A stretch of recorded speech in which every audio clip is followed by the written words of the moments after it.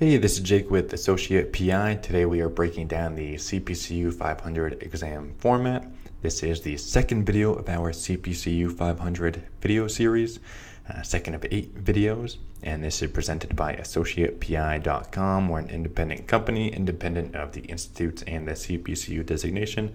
We're all CPCUs ourselves. We're helping you pass your CPCU 500 exam. I have passed my CPCU 500 exam. So I'm going to give you a hand and let you know what to expect on the exam. So as I mentioned, this is number 2 in the 8-part video series for the CPC 500. You can check out all the videos over at AssociatePI.com/videos. So today we're breaking down the exam format, what to expect. So this is a 60-question multiple choice exam. This is the shortest of all the CPCU exams. It's broken down into 2 sections. It's around 40 questions that are going to be concept-based questions and about 20 questions that are going to be case and scenario-based questions. So it's broken up into 2 sections on your exam. So part A, as I mentioned, the 40 concept questions. These are more definition and topic-based questions, so they'll test your understanding of the CPCU 500 topic.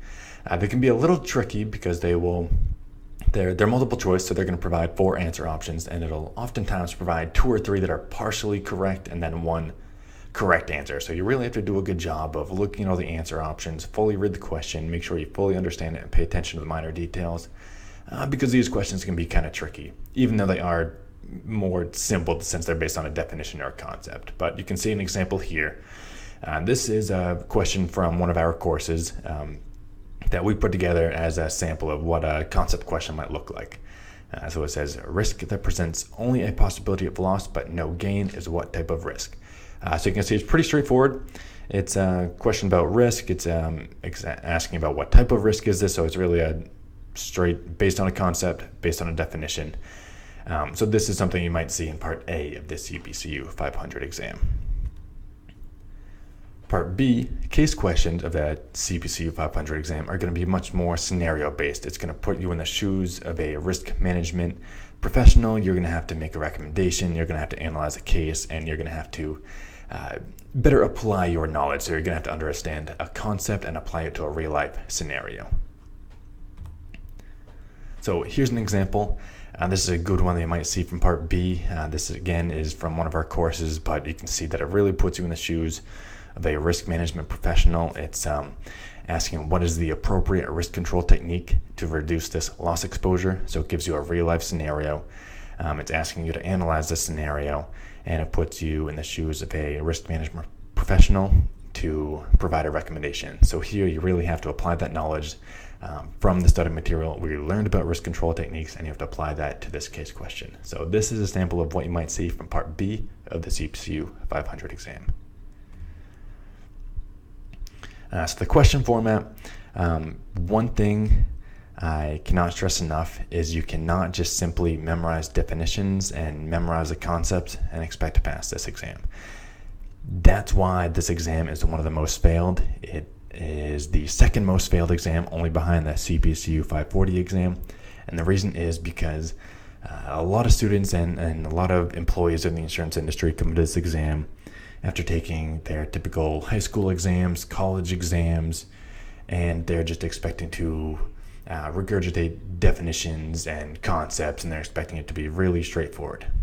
Well, these exams are not like that. You have to know the concepts and you have to be able to apply them.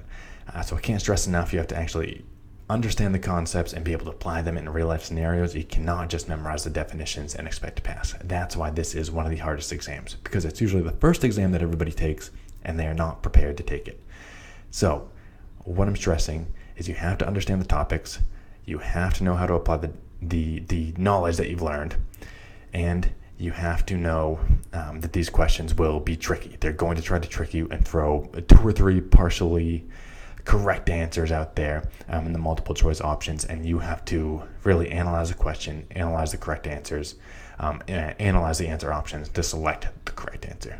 So really you need to practice before you take this exam to get used to the type of questions that it's going to ask. And if you want to practice more, I recommend you download one of our free practice exams and free study guides. You can get it over at AssociatePI.com/practice exam. You can see more of these type of questions that I've provided in today's video, and you can really get an understanding. You can better gauge the type of questions that you will see on the CPCU 500 exam. And if you want more resources about the CPCU 500, you can go over to AssociatePI.com/CPCU 500. Learn more about the difficulty, questions, and format, and what to expect on the CPCU 500 exam. And that's it for this video. Another quick one. I recommend you check out our next video. And if you haven't checked out video number 1, the exam review, I recommend you go check that out. But the next one in the video series is the CPCU 500 difficulty. We're breaking down why this exam is so difficult and why it is the second most failed exam. So I recommend you go check out video number 3 right now. And that's it. Good luck on the exam. Hope to see you on the next video.